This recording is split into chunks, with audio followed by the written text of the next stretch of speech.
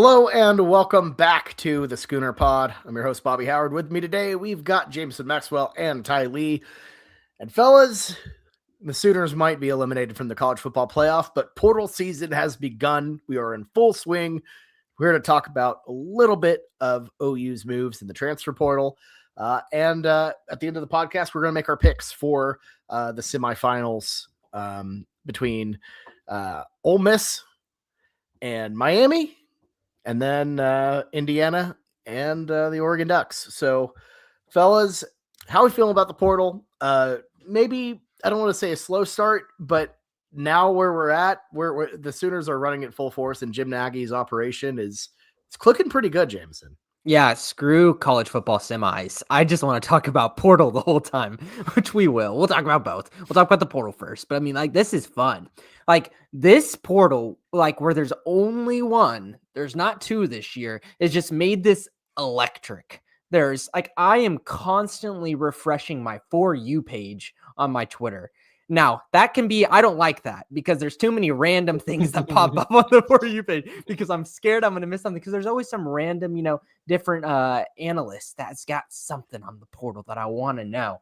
But it feels like NBA and NFL free agency on steroids, and I just can't get enough of it.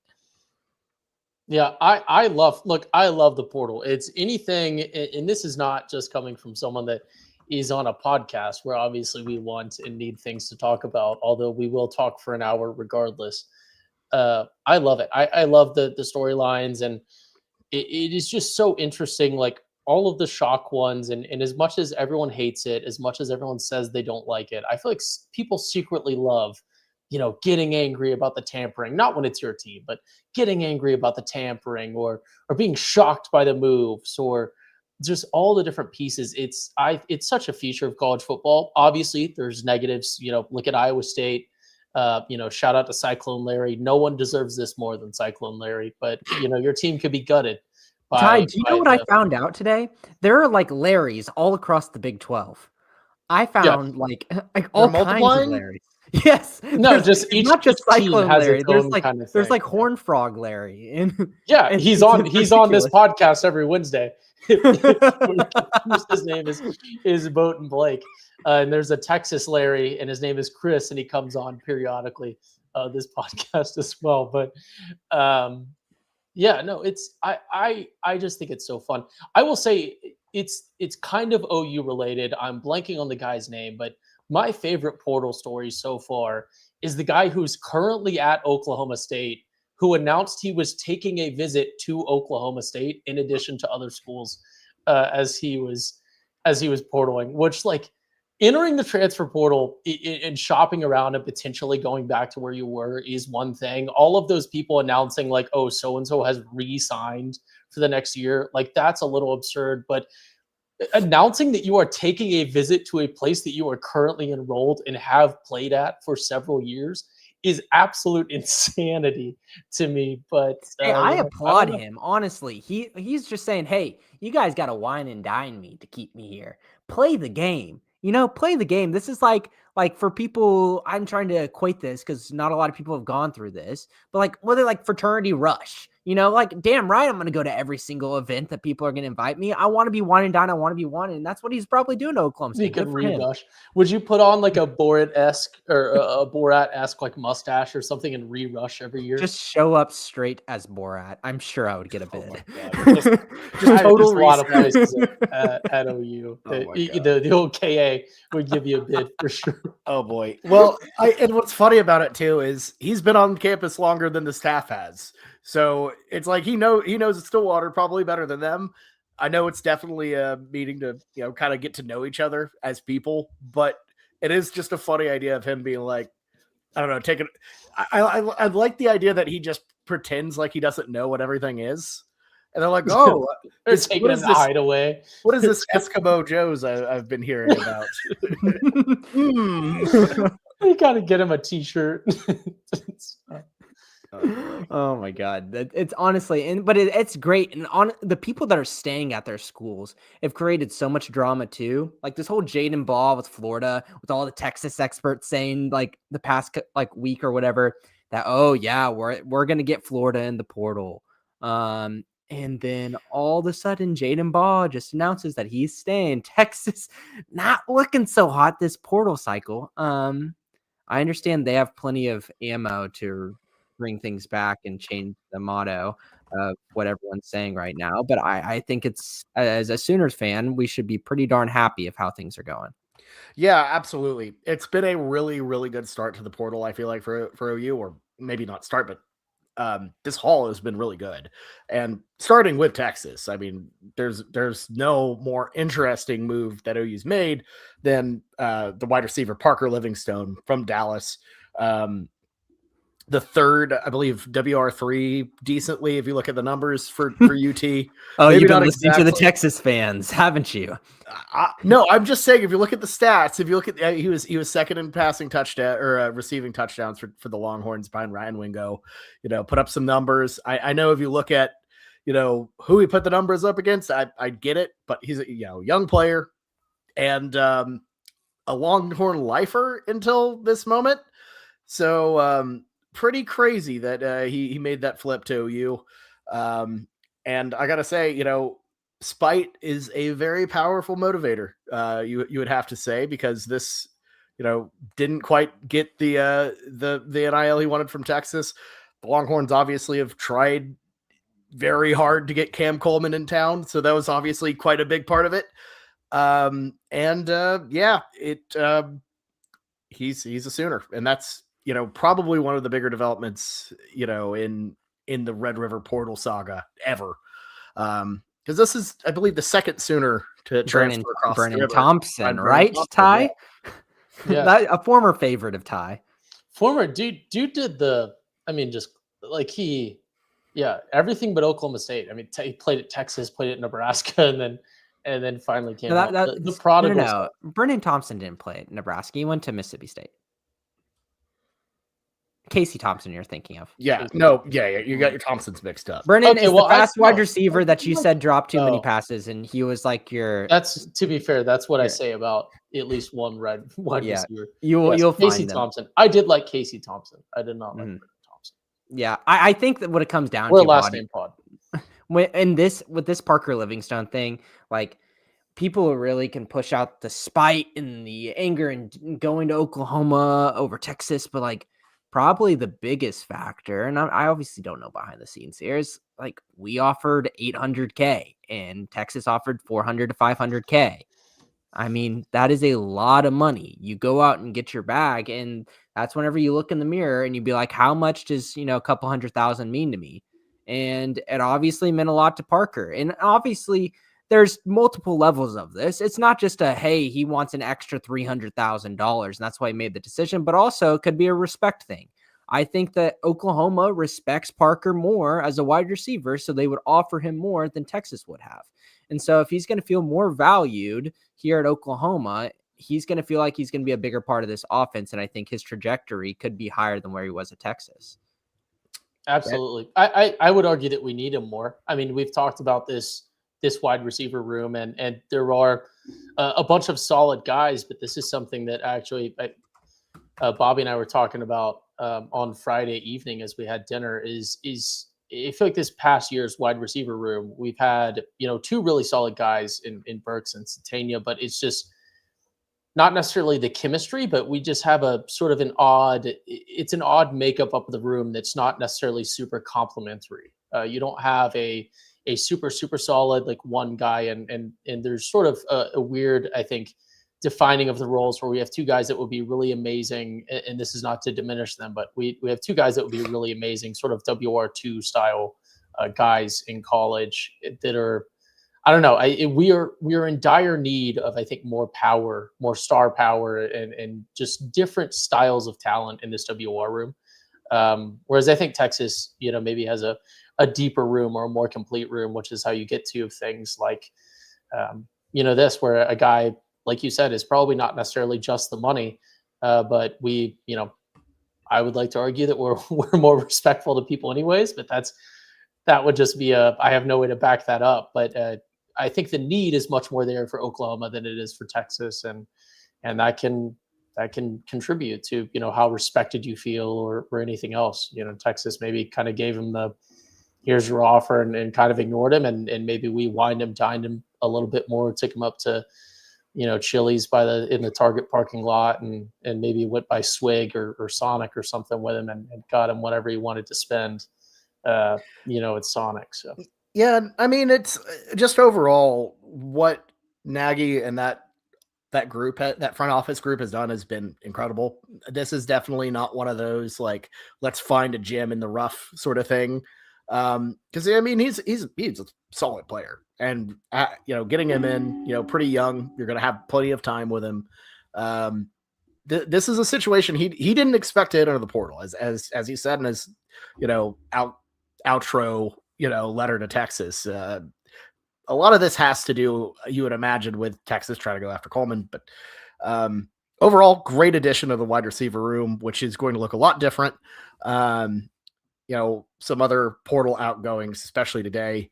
Giovanni Gibson out, hit the portal. Ivan Carrion, didn't see much of him, obviously, in 2025.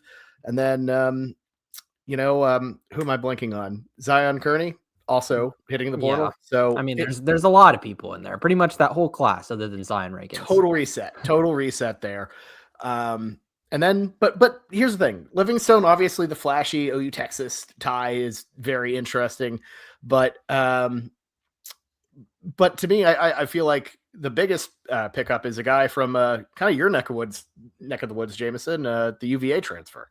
Yeah, I think just watching tape on Trell Harris makes me really excited. Parker Livingstone's fun. He's the big name. He's from Texas. He's Arch's roommate, all that stuff. But if you just put tape next to tape, I'm like, Trell Harris is fun watch. And we've seen in the past that these ACC big time wide receivers who've put up good stats in the ACC, they've really translated well as they've transferred in to SEC schools, like we saw with Casey Concepcion. Plenty of people have done that the past couple of years. And I think that if you look at it and you say, who in this transfer portal can be that guy hand in hand with Satania next year and be a game breaker, game changer, I take Trell Harris over Livingstone. And he might not be getting paid as much. I think I saw something he's getting paid pretty similar, which good for OU for shelling out. But it's just like that guy is just a playmaker. And that was a problem we had on our offense. We had guys that could go out there and maybe be a play finisher. How many playmakers do we have out there? How many guys could get the ball and go make people miss and get to the end zone? Deion Burks was a play finisher. He did great catches, but he could not go out there and make a guy miss and make a big touchdown. I think Trell Harris honestly could end up being that guy. Yeah, absolutely dynamic wideout. Bobby, you are a robotic boss man. I'm doing my best. Is that just me, or is that everyone else? No, Bobby sounds fine to me. Okay, everyone is robotic for me. I need to mute 1 second. Well, you sound fine to us, but it's. Oh, sorry. I just my point on it though. I'll be really quick with it. I think Harris, though, very dynamic. Some of his catches out there just truly unreal. He is one of those guys that could go out and make, some jaw-dropping plays. And I feel like, the best thing Satania did, and I'm not knocking Satania, I think he's excellent. If OU can get him back, that's absolutely massive. But he was almost a burner. You get him the ball, let him cook. But in terms of, you weren't going to see flashy catches, all of that sort of stuff. Trell Harris, I feel like, has that element. Third team all ACC. This guy can really be a riser for sure. Ty? Yeah, the number one thing that attracts me with Terrell Harris is you get secondhand more wins. And of course, I'm referring to OU great, TCU great, Chandler Moore wins, who was UVA's quarterback last year. So someone who has touched and felt the greatness of the man who should have been our quarterback this year. And we probably would have still been in the playoff if he were. Coming to our team, just that little bit of magic still on him will be a tremendous add. But bits aside, this is going to sound like a bit coming from me, but all bits aside, totally serious. Jameson's talking about which one of these potential transfers, integrates with with Satania best. I would argue, both of these guys, and obviously, I think anyone that listens to the podcast in general, I've turned more pro Satania, but might believe that I'm anti Satania. I think all three of those guys are in the portal. Harris and everyone else. Sorry, I have a bit of a cough. Is probably taking. I think Satania goes third in most cases, in most Brother. impartial cases. But like you have to look at the record of work this year, like Bobby's talking about. Flashiness and performance, and I would blame a lot of that on Mateer, right? But I think that I don't know. I think Satania is better than Livingstone. Trell Harris, I mean, you maybe you can talk to me. But we'll I see. think We'll see. Satania is number one. Yeah. I appreciate your bit coming out on He that knows- one. And the I fact that know we're he's even more than talking this, about man. Satania coming back is kind of insane. Satania I know we're is acting like it's a foregone conclusion. He hasn't said anything official yet, but a lot which of the is optimism it's has wild been- that you have to clarify that. It's wild that someone not saying something is like 50-50. They could be leaving, they could be not. Well, he'd be Instead- going he'd be going pro. We haven't heard anything from Kip or Satania, and really their draft grades have been back for a while now. If they haven't entered the draft at this point, the writing's on the wall, and all of the insiders are saying it looks really, really good. So it's just probably just semantics and business and trying to figure out a contract. Well, they're probably still playing it with OU, not necessarily the portal thing, but the what's my package versus what does my agent say for the draft, and obviously Satania was great, was probably hoping for more when it came to stats and everything else this season, but we'll see. Mm-hmm. I mean, we've done this every single year, and I feel like these guys that are tweeners on the draft took a little while to finally announce that they're back and they've agreed. And Danny Stutzman's was a kind of a unique situation because obviously he flip-flopped. Or even crazier, but like Creed, when that whole thing was going down, when he stayed probably a year longer than he could have or should have. Obviously, he's turned out great in the NFL, but a lot of examples. Mm-hmm. Yeah, it's pre-NIL though with Creed. Yeah, but I mean, come on, there are still some things. There's still some stuff going on. But I think in big picture, talking about the wide receiver room, that's the funnest one to talk about because I think that's a flashy position that we're really going to see the most of. But I think the tight end room is really the one that can change the whole mantra of what OU is. We ran so much 12 personnel, so many tight ends on the field last year that were just complete negatives for us, that really just put us in corners for defenses just to expose us. And we're trying our best right now to retool and get guys that can go out there and do that. I don't think I made this comparison right whenever Hansen committed. But for a pro football kind of reference, I think the Hayden Hansen thing, he's going to be a great Will Dissily for the Chargers, but we don't have a Rondé Gadsden.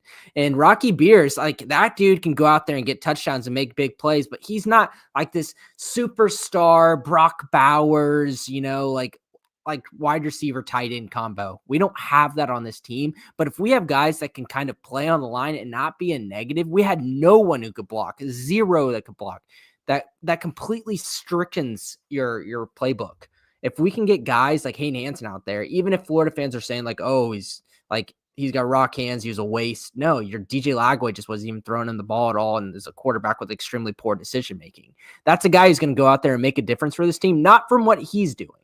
He might make a couple of big time plays at 6'8", but what we can do as an offense, because he's on the field and not a Jaron Kanik who can't block or a Caden Helms who can't block, that's going to be the biggest difference maker.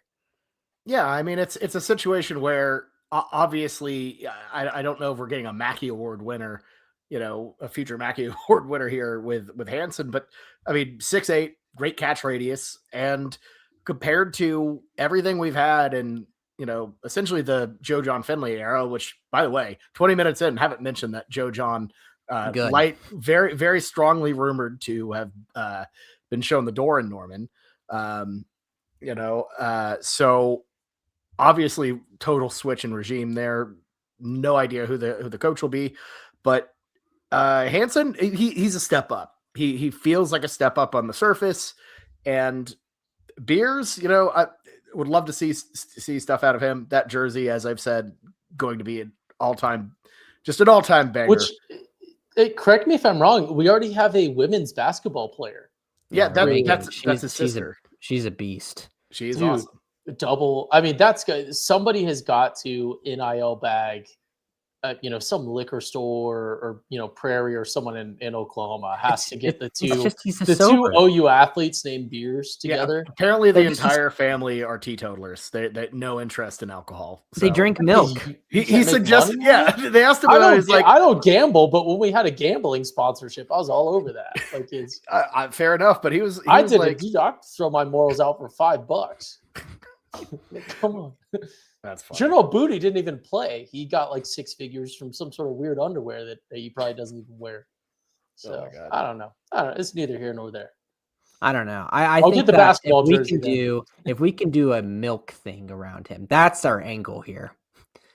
The foot in the door technique, you think you're getting it with the beers, but you open up the door, then you realize it's just a milk ad. The Oklahoma Milk Council or something. I don't know. You got to know some people in the milk field, Bobby. You know anyone you could pull some strings in the milk field? Like maybe you're like Hideaway or someone like beers goes great with pizza is like your ad or something, and then he doesn't have to. You just do like the play on word, like beers goes great with wings. Come to Wingstop or something. You would hope so, but I sadly doesn't seem like that type of fella. But maybe regardless, people are going to buy the jersey, and that's what matters. Beers go great with. I'm just kidding. That's a terrible joke. No, it's. I don't even know what that was going to be. So let's just move on. My imagination is going crazy right now, Bobby. With a car dealership. What other way could you take it? Oh, there we go. Okay, so dogs. Oh boy. Anyways, tight end room. I'm with you. Very excited for the future of that. Might be some more movement there.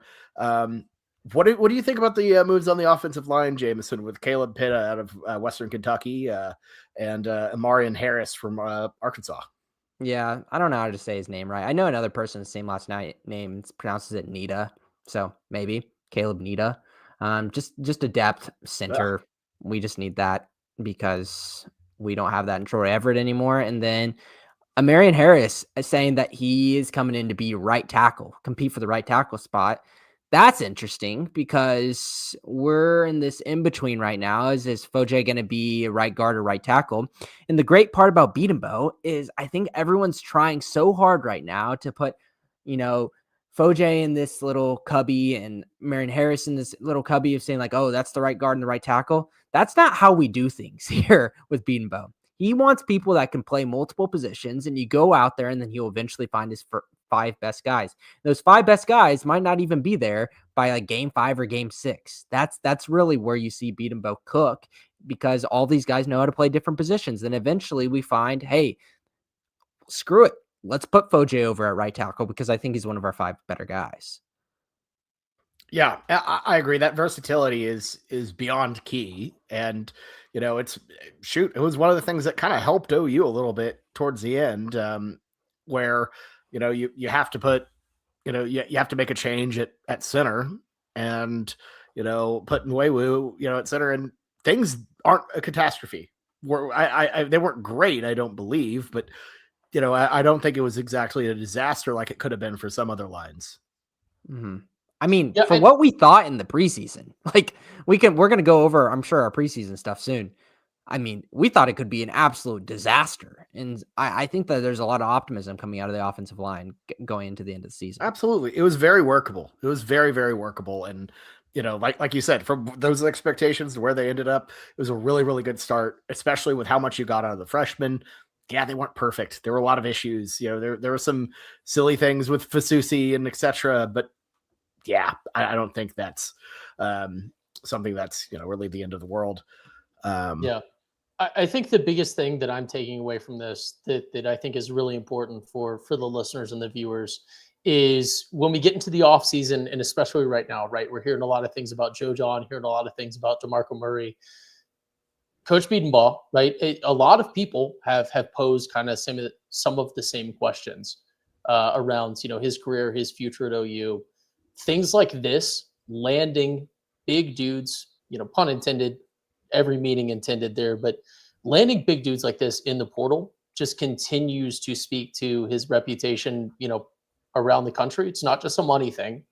In his future at this university, right? Like people would not be coming in. You wouldn't be getting big landings on the O line if sort of the rumor mill was this guy's on the way out or anything else. So I think that's important to look at. Coach Biedenball obviously has a future here and still maintains a reputation that I believe in. And I don't understand, the people that have kind of thought that he should be on the hot seat, but it's a tremendous landing for this OU team, like we've talked about, and just continue to build both sides of the line. And that'll help us as we implement, new backs, new whatever else. Yeah, I think to kind of round off our portal talk, I had the other guys that are already in the boat. Lloyd Avant from Colorado State. I know there was a lot of people angry about not getting a big fish running back. I mean, I'm going to view him like a Sam Franklin. A guy can do a little bit in the return game, be there in the running back room, maybe might pop off, maybe won't. But we need depth pieces, and that's just what happens. You can't bring in a big hitter. Like Caden Durham is not going to come in if he's not expecting he's going to be RB1. And I don't think we can guarantee anyone that with the way our running back room is right now. I think it's an open field of possibilities, and you need to come in with the idea that you can go fight. And then Kenny Ozawalu from UTSA, a guy that we brought in under the radar, and that's a big defensive lineman with a lot of frame to work with, and he's got 3 years of eligibility left. So you got to be excited bringing in guys not just that are instant impact, that have 1 year of eligibility. You got to remember that we have people in the portal that are leaving that are grad chancellors at 1 year eligibility, and we have guys that are leaving that have 2-3 years eligibility. So we need to bring in guys too, like Dakota Fields from Oregon, like Kenny Ozawalu from UTSA, who have 3 years of eligibility, that can keep on replenishing this roster, because if not, then our high school classes need to get up even higher and higher. Yeah. And having that first year experience, wherever they're at, immediately gives them a head start over, any freshman you would bring in. So definitely great stuff there. And, I mean, 3 years, that's an eternity in college football. If you get them for all 3, you've done something right, because you've maintained them. They haven't hit the portal again. So that's all good stuff. I certainly think. Yeah. And now I'm just glued now. I know we got other things to work out. We were really hoping to get Alex Van Summeren from Michigan State, and he committed to USC this evening. That's a huge bummer. I think he would have been a really good guy into our 4 deep interior defensive line. But the guy I'm going to be refreshing is just waiting for Cole Sullivan from Michigan. It seems like that dude's an absolute stud of a middle linebacker. Michigan's doing everything they can to keep him, but he still hasn't announced anything. So it's probably weighing on him. There's probably a part of him that's saying, hey, Venables' defense rocks, and to be an inside linebacker in it is one of the best things ever. And I really will really thrive in that. And there's probably another side of it. There's probably a lot of loyalty and a lot of things that are going on in Michigan. So it's going to be a hard decision for him. But it really showed a lot to me about where Oklahoma feels about him. That the guy that was their backup, Gideon Lampron from Bowling Green, went out and already made his commitment to another school. So I feel still optimistic for this, but that's the guy that I'm just hoping to see drop on my newsfeed any minute now. Yeah, which would be huge. And I will say probably some weirdness there, given the fact that they play each other next year. Maybe not a ton of oddness, just given how many interconference transfers you have. It doesn't mean as much, I think, but I imagine that has to be somewhat a part of the equation, but I could be wrong. Mm-hmm. Yeah. And I mean, but what it comes down to is you hope that this kid makes the decision that he's going to be the happiest, and you don't want to go to a school and then feel like Trace Ford didn't have it. Trace Ford, didn't have any regrets, but then Oklahoma State fans just destroyed him whenever he came over. I'm sure there's a part of him that's saying I don't want to get destroyed by the Michigan fan base. If you are transferring in this day and age, there are people of every single fan base that are going to absolutely destroy you online. I'm hoping that he can get to the point where he says, I'm going to do what I think is best for me and not what's best for the fandom. And hopefully that decision is still Oklahoma. Yep. Agreed. All right. Do we want to get into some CFP talk, fellas? Let's do it. Let's do it. All right. Let's start out with. We're recording this on Wednesday night. Let's start this out with Tuesday night. Tuesday. Oh my god, that's the week it's been, folks. Seriously, this is the longest freaking Tuesday ever. Oh god, this week. Yeah, let's kick it off. So recording it Tuesday night. Episode will be hitting your pod feed on Wednesday evening. So our very first semifinal is, I believe. Is it Indy? Am I right on this? It's Oh wait. Are you talking? Are you waiting for your Miami? Ole Miss to come Miami, up, or are in the you Fiesta asking which Bowl. one's going to be first? It is Ole Miss Miami in the Fiesta Bowl. Is going down on Thursday night. Ty, your should be an interesting game. You know, Ole Miss Miami in your backyard, pretty much. This one going down 6:30 p.m. Central. Miami, a 3.5 point favorite, despite being the lower seed against the Rebels.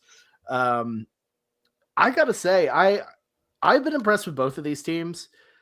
I thought Ole Miss would had a decent shot to win their game against Georgia. I wasn't giving Miami a ton of, I don't know. I wasn't all in on Miami. I didn't really think they had much of a shot against Ohio State. Maybe not to the same degree that you and Blake did, Ty. Y'all wrote off the Hurricanes big time, and didn't pan out very well.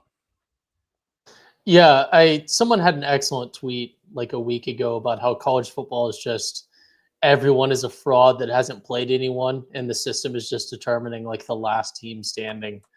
So maybe Ohio State hadn't played anyone because really their only real game was Indiana, which they did lose. So who knows? Maybe their performance against Texas should have been more alarming. But yeah, Miami absolutely impressive. I will say it took me a split second to realize you were talking about the location of the game. And I was very confused why you thought that Ole Miss or Miami were in Arizona's backyard. But Ty, you are a lifelong fan of both of those teams. No, I'm not. I do not like Ole Miss. And I'm pretty anti-Miami as well in general. I'm pretty sure I've seen you put up the U many times. Yeah, I like the hype. I like to play it a little bit. But when Bobby and I were talking about this as well, is when I look at the four teams that could possibly win the national championship, I will be happy there is a compelling storyline for anyone but Miami. Miami is just pure evil. Ole Miss, right? Amazing story. Like Kiffin leaves, first outright championship, like everything else. Oregon, first ever championship. I know people would be opposed to that. Like Indiana, first ever championship. Insane story, everything else. No one in the world should be cheering for Miami to win the championship. So that's the most important takeaway from this one. I hope Ole Miss continues to ride. I think this is a more winnable game. Maybe I'm sticking my hand on the stove again. I think this is a more winnable game for Ole Miss than the Georgia game was. So as long as they can keep their heads about them, stay focused, just the idea of, I should have looked this up if I was going to bring this up on the pod. Jameson, you might know, did Trinidad Chambliss win the FCS or the D2 championship?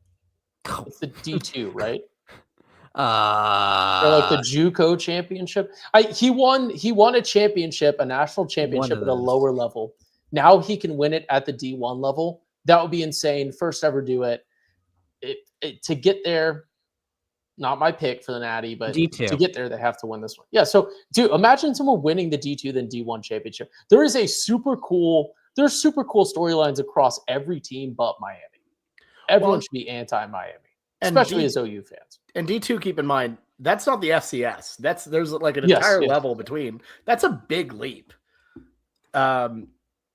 So I mean, credit to Trinidad Chambliss. That dude is a baller, man. That performance against Georgia in that back half, he was making some unbelievable. Yeah, he was making some unbelievable plays that, really giving me flashbacks to that game in Norman.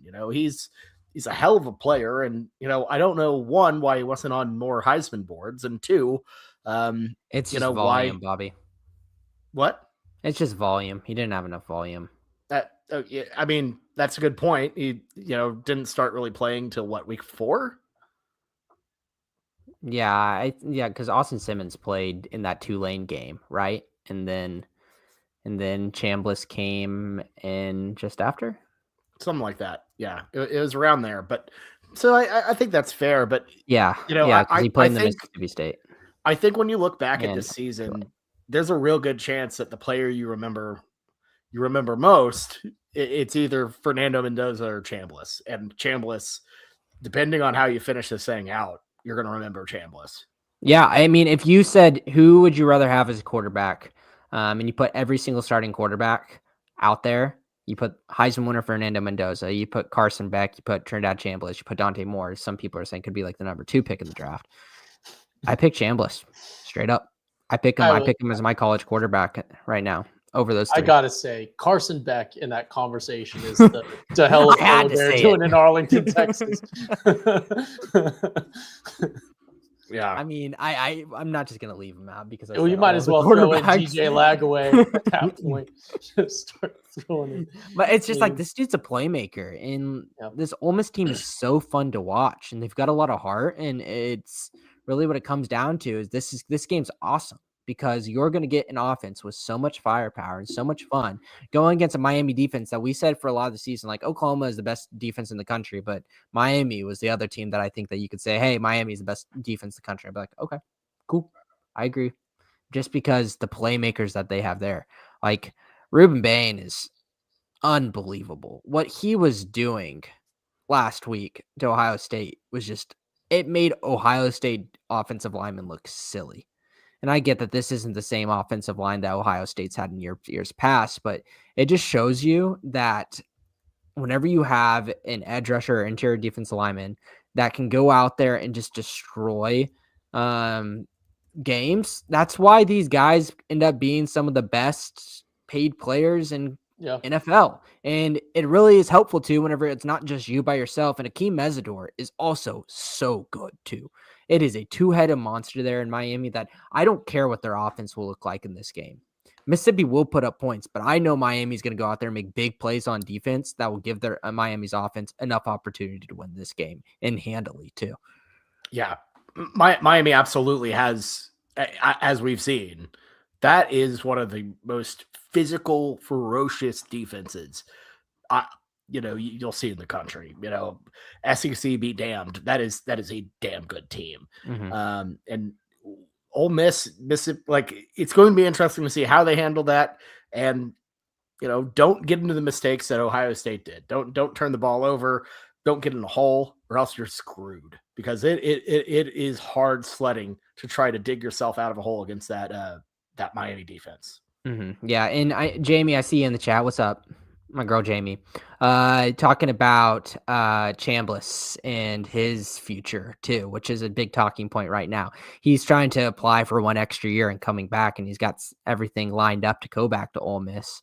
I think the reason for his medical redshirt they're trying to get is like strep throat or something like that, which is crazy. The language does not seem optimistic that he's going to get a year, but I'm sure there's a lot of money. A lot of money and a lot of politics that are going into this that are going to try to push him into every way to get him to come back. So I wouldn't count anything out in college football because we can say that the NCAA is started to become more, what's the word I'm looking for? Like more clean. I doubt it. I bet you they could be pushed in any direction to allow a guy like Trinidad Chambliss to come back. Yeah. It's a situation where everything's a mess right now, so screw it. Let him come back. Just one more year, whatever. Yeah. Which, by the way, let Owen Heineke come back, please. Like, come on, what are we doing? Yeah, his makes sense. Like, come agreed. on. Yeah. Like a couple games of lacrosse. Like, come on, guys, please. But that's just the part where they're gonna be like, sorry, shouldn't have played lacrosse. Lacrosse is basically that. I mean, that's just basically like. Like if you tried to ding Baker Mayfield for playing intramurals.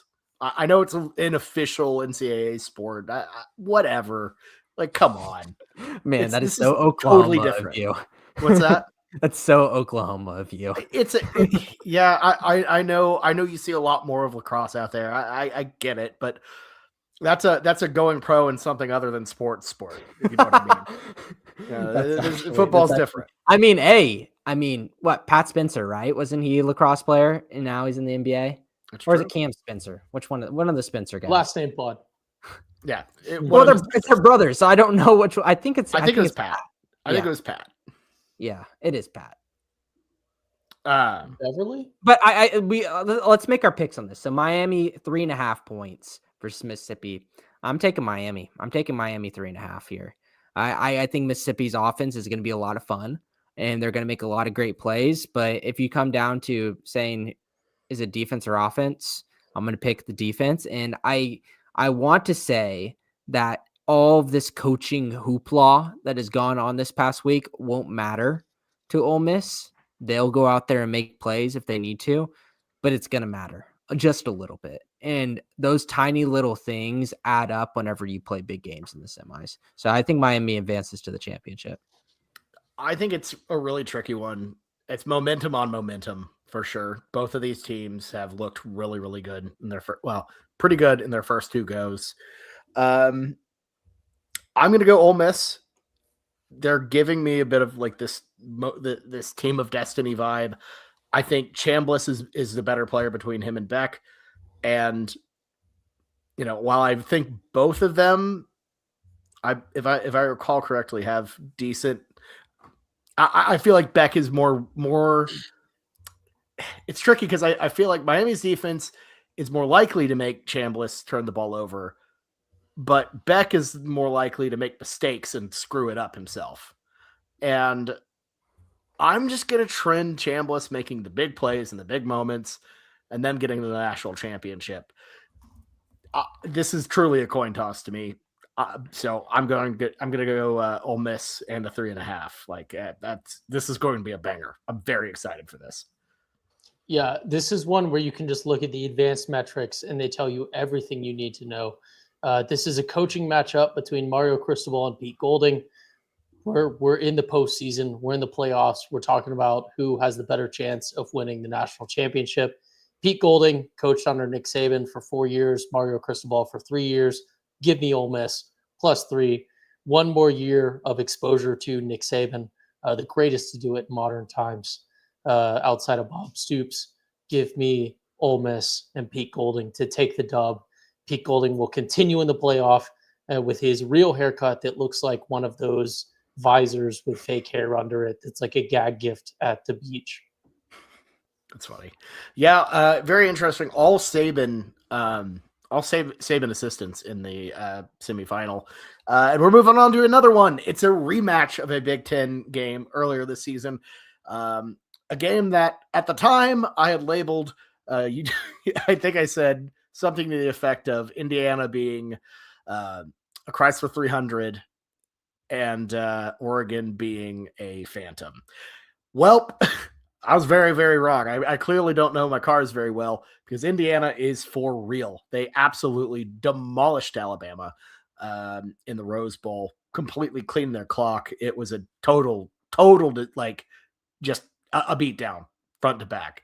And now they're playing a team that, you know, I think this game against Oregon in Austin earlier was kind of the moment they declared themselves to be legit. And they've proven it, you know, several other times throughout this year. But, you know, here it is. One more win, and you're in the national championship for the losingest program in college football. It's truly unreal. So Indiana, Oregon going on in the Peach Bowl in Atlanta, Georgia. So this one taking place on Friday. Jameson, what are your thoughts on Indiana?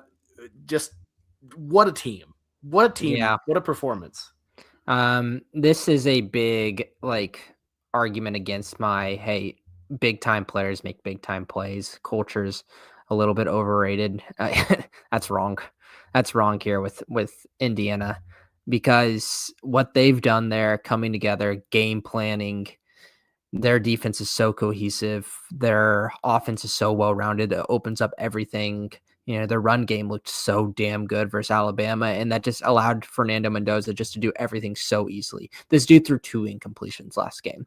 Like, this was a cakewalk for Mendoza to go through that game.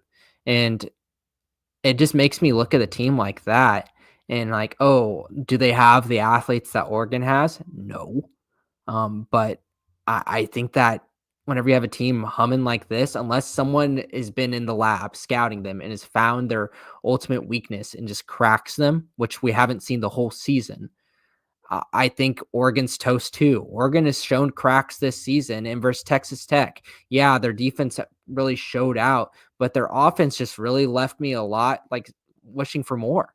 And I think Indiana could get out to a double-digit lead, and you might hear some smacks back from Oregon, but I think Indiana could win this game by 2 scores.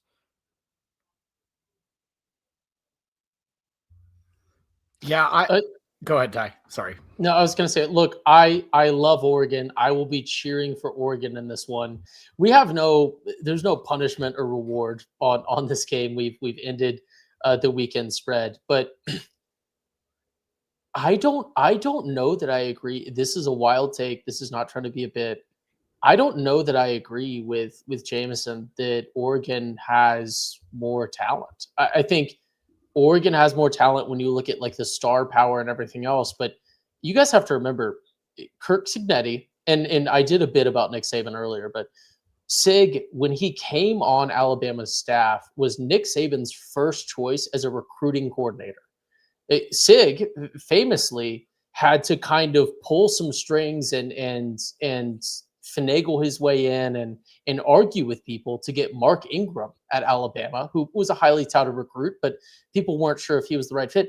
First Heisman in Alabama history. Like Sig was solely responsible for guys like Julio Jones, Dante Hightower, like so many of those tremendous names. Like Sig knows talent. I think better than 247 on three obviously didn't exist back in the day, but like I don't know that even if the stars aren't there, right? Like Sig is a guy that has shown for decades that he finds diamonds in the rough. And obviously I talked about some Bama guys that were just highly touted recruits in general, but he finds those diamonds in the rough. He found the reason that Cal's offense was good in Fernando Mendoza, and then OU obviously got bamboozled by a dude who was from that same offense who wasn't good. But we're not going to talk about that right now. But I think if I'm picking this game, if I had punishment on it, if I had money on it, you got to go Indiana, and not just because they won the game earlier in the season. Obviously, in the postseason, that has burned many people. It burned me. Burned a lot of people on the Bama. Burned a lot of people on Georgia Ole Miss. So maybe you say the trend in the playoff is that it goes the other way because that's how it's gone in a couple other games. But to use a secession reference, I just don't know that Dan Lanning is a serious person.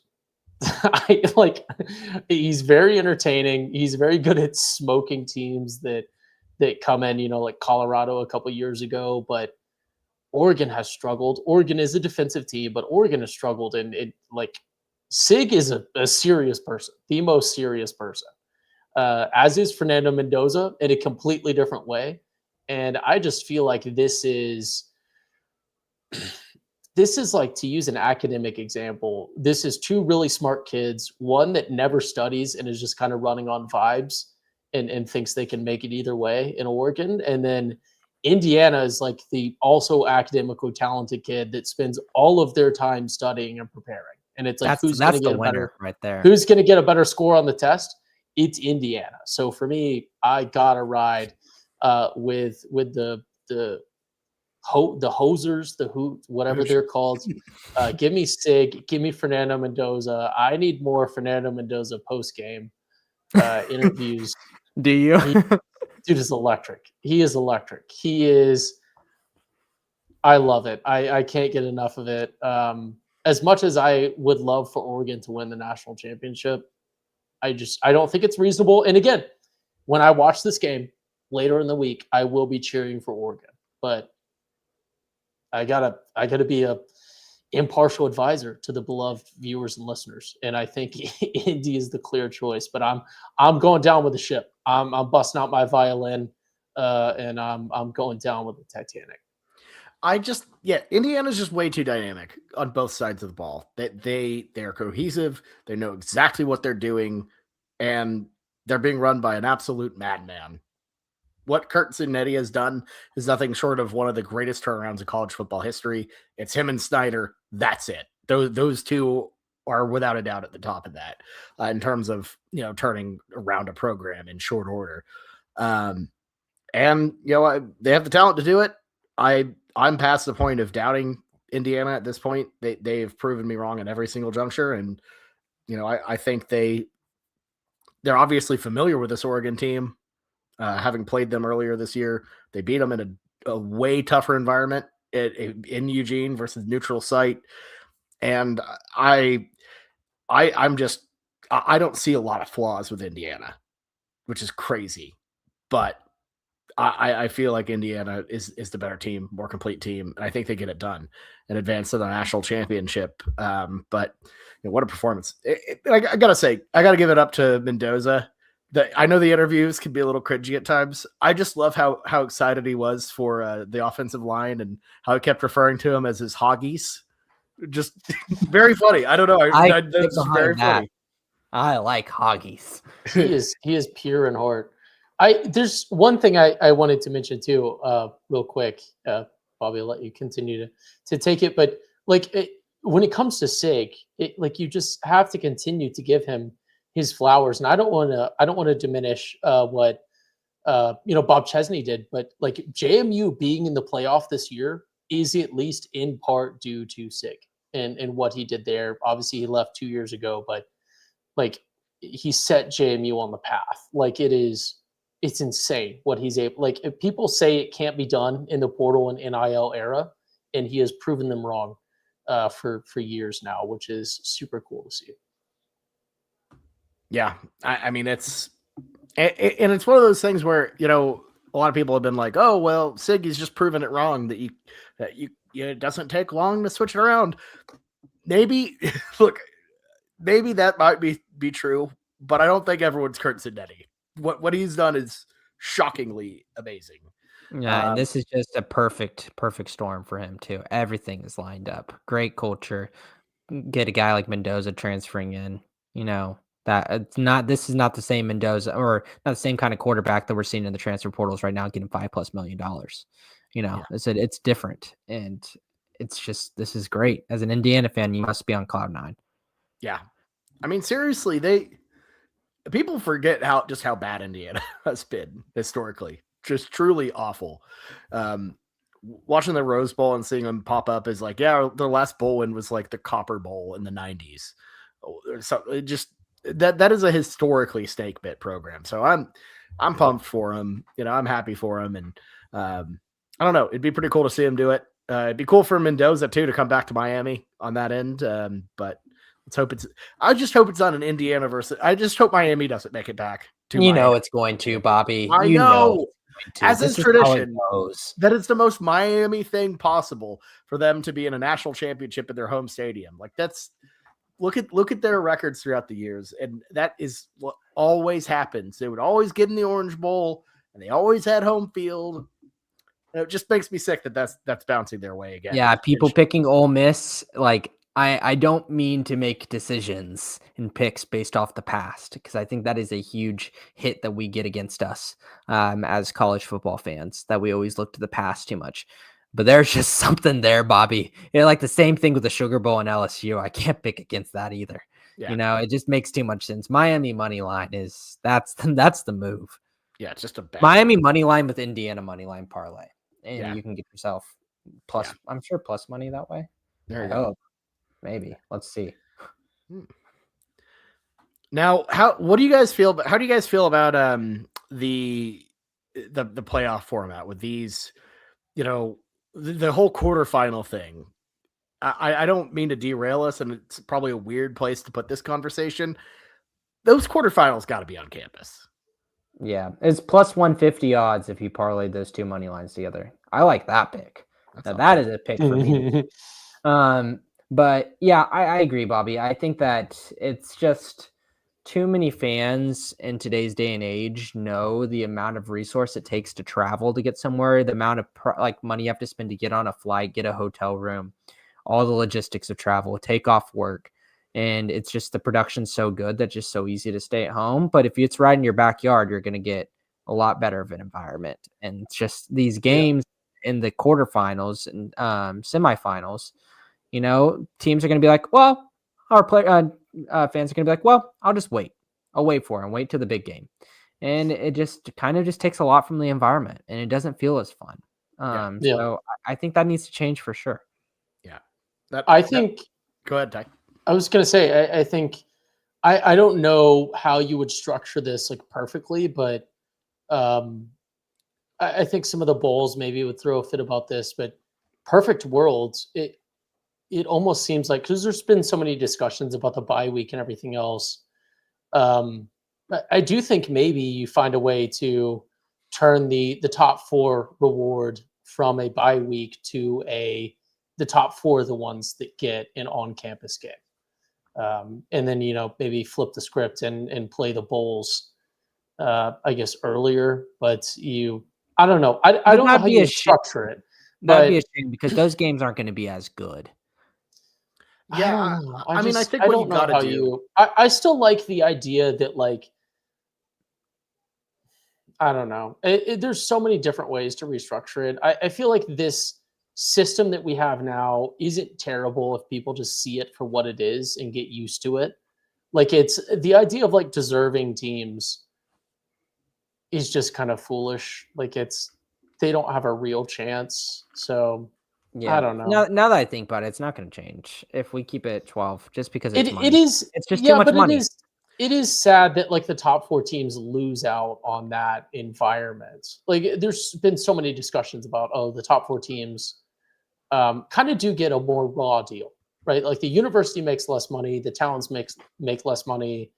I don't think the bye week thing is like legitimate criticism. I think that's just shitty coaching. Pardon my French. Like, it's an extra bye week should not be what destroys your team. as much as people want to point to that, like, I understand it's holiday season, it's college students or whatever else. You just got to have better coaches. Like, I don't think Nick Saban teams are getting blown out. I don't think Barry Switzer teams are getting blown out if they had a bye week. Like, pick your great coach from your school of the past. Those teams are probably not getting smoked if they had a bye week. For example, Kirk Cignetti and his team. So, yeah, and I mean, my thing with it, I think there is an edge to not to that level of layoff, and it's not just a bye week; it's an extra 10 days in between on top of the bye week. There's just a lot to it. It throws you off your rhythm. But more importantly, it's about the environment. The Orange Bowl was an absolute sham. That was a disaster. And if you're the Orange Bowl, I think you probably don't want that in the first place. I know it's a playoff game, whatever, but if it was just a normal bowl game and you put, let's say, BYU, Georgia Tech there instead and have that fill up, I think they would rather have that for the ticket sales. I think it still would have been an interesting game. So I think the way you do it, I think you move the entire season up 1 week. Week 0 essentially acts as week 1. And you just play the playoffs a little bit tighter and you try to aim the semifinals. If you can find a way to aim the semifinals on New Year's Day and rotate those out a little bit more. I feel like it's not a perfect solution, but at the end of the day, college football should be about the colleges. It should be about the campuses. It should be about the students. And if it upsets a couple rich people in Pasadena and Miami and New Orleans, those bowl committees, they shouldn't run the sport anymore. And do they have a place? Yes. But they shouldn't be the ones dictating how the sport is decided, how the sport is played. Because at the end of the day, if I'm a Texas Tech fan, I'm sick to my stomach that we had the best season ever, this awesome moment, and instead of hosting a game in Lubbock, we played in front of a crappy Dolphins stadium crowd. And I don't know, if you look at it, this kind of sounds crazy. I think you would trade the OU experience for that. What OU got at home, even though they lost to Alabama, it's better than flying out to Miami just to get blown out in an empty stadium. Like that's not a good reward. I don't think that's very solid. Yep. No matter what happens, I don't think there's a perfect answer. People are going to postulate for a perfect answer for playoffs, environments, all this stuff. I think that we just like I think Ty made an like a little hint to this. We just got to be happy with what we got. Fair, but I We mean, could do a bubble. where's the fun in talking about just being happy with what you got? You know, this is entertainment, right? I think we do a bubble. I think we take everyone out to Vegas, and we just do a bubble environment. Look, it works for softball. Lord, Well, they're not in a bubble, but like it works for the stickball sports. UNLV becomes an absolute powerhouse of a program if we do essentially that. just make it the Final Four, but They got Dan Mullen. That'd suck. Oh man, and a really good quarterback there too. So I believe in them. There you go. But anyways, that's all we have for this pod, I believe. We'll be back to talk about the national championship between the winner of the Peach Bowl and the Fiesta Bowl here in a bit. So, guys, any final words before we wrap this thing up? I just remember that we got so lucky as fans of college football that 3 of the 4 evil teams, Ohio State, Bama, and Georgia, lost last week. So we got one more evil team to knock out. So hopefully Miami loses. There you go. All right. Hope you all have a good rest of your week and enjoy the semifinals. And we'll be back to talk some more Sooner football, some more college football. All right. Thanks for watching. We'll see you next time. Boomer Sooner.